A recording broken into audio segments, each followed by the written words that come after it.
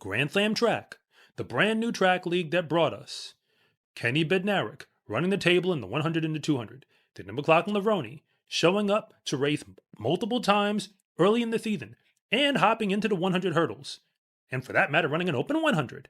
That league, the same one that gave us Melissa Jefferson Wooden going 10.73 seconds, wind legal.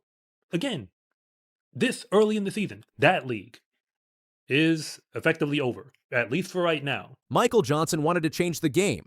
He wanted to save track, and only track. But just 3 meets into the debut season of Grand Slam track, the hammer dropped. The final leg in Los Angeles was canceled, leaving athletes, fans, and sponsors stunned. What went wrong? Backed by a $30 million investment and boasting a roster of Olympic-level talent, Grand Slam track was supposed to be the sport's modern reboot. Events were designed to be short, fierce, and focus solely on running. No field events, no unnecessary fluff, just raw speed. And for a moment, it worked. Kind of. The season started with optimism and bold promises. The format? Innovative. 6 event categories for both men and women, each combining 2 related races. From short sprints, 100 meters and 200 meters, to long distance, 3,000 meters and 5,000 meters. The goal was to create fierce competition with tangible stakes. Each event featured 8 runners, 4 elite Grand Slam racers, and 4 emerging challengers battling to prove themselves. The opening meet in Kingston, Jamaica was meant to be a statement, but reality hit hard. Attendance was sparse, and the atmosphere, meant to be electric, fell flat. Still, the races went on, and organizers pushed forward. In Miami, the second event showed signs of progress.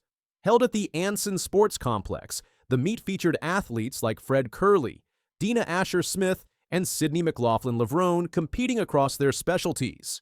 But ticket sales and viewership numbers continued to underwhelm. By the time Grand Slam track hit Philadelphia, things were starting to click.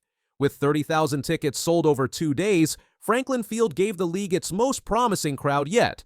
But behind the scenes, the financial strain was becoming unbearable. Broadcast deals didn't bring in the expected revenue, and sponsorship support lagged behind projections. Then came the Los Angeles leg, planned for June 28th to 29th at UCLA's Drake Stadium. But as the date approached, red flags emerged. No challengers were announced. The marketing machine went silent. Insiders knew something was off.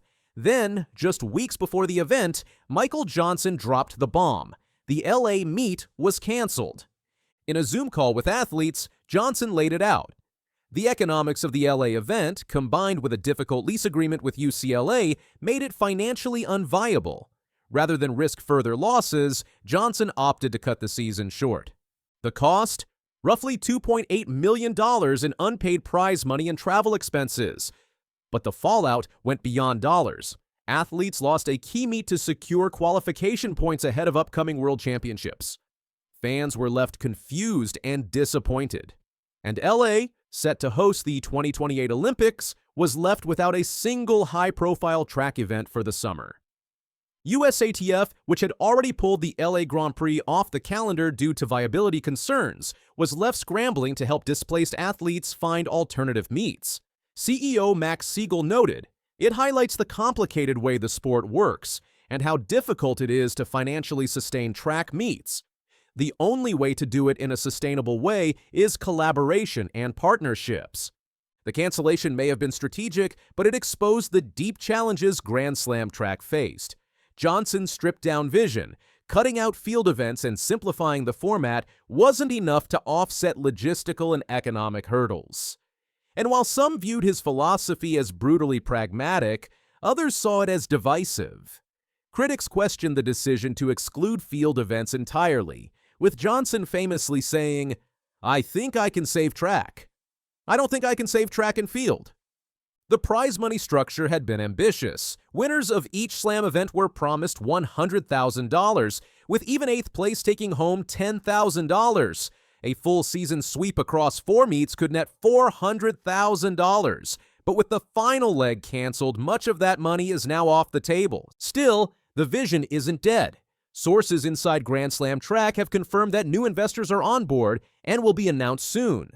There are already discussions about expanding into Europe for the 2026 season, with potential host cities in the UK and across the continent. Steve Jarrah, Johnson's co-founder, noted early on that the goal was long-term transformation. "We are maniacally focused on having the youngest fan base of any sports league in the world in the next 5 years," he said. To achieve that, they bet on bold formatting, athlete storytelling, and high stakes. But execution proved harder than expected. Athletes like Josh Kerr, Gabby Thomas, and Kenny Bednarek had bought into the vision, but others, including Noah Lyles and Sha'Carri Richardson, chose not to participate, an absence that raised eyebrows. Their no-show signaled potential doubts within the elite athlete community. Meanwhile, the league's structure had both fans and critics. Every category combined 2 related races, like 200 meters and 400 meters for long sprints, and points were awarded from 12 down to 1 for each event. Total scores determined the winners, with tiebreakers based on the highest finishing place or lowest combined time. The system was designed for clarity, but the lack of narrative storytelling around athletes weakened its impact.